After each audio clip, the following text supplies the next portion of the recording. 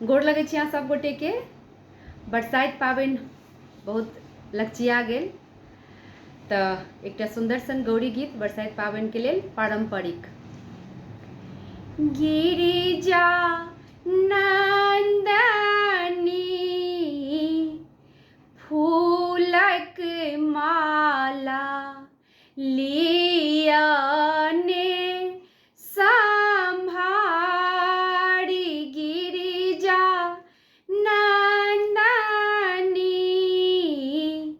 फूलक माला लियाने संभारी।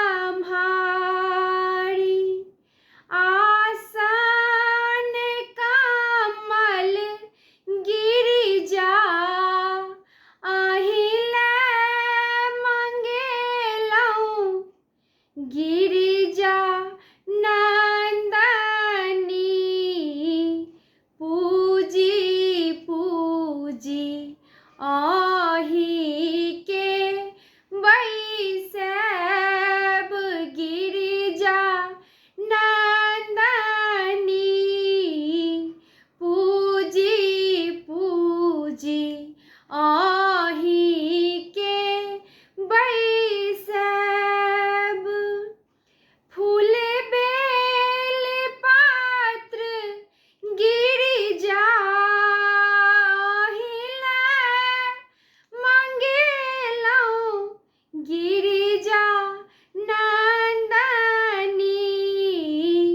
पूजी पूजी आही के चढ़ब, गिरिजा नंदनी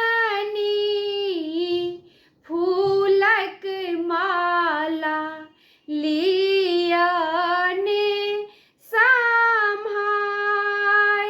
केरा ओ नारियल गिरिजा अहिले मंगेलहुँ, गिरिजा नंदनी पूजी पूजी भोग लगाएब, गिरिजा नंदनी फूलक माला लियाने संभारी। सिंदूर ओ सपरी गिरिजा अहिले मंगेलहुँ, गिरिजा नंदनी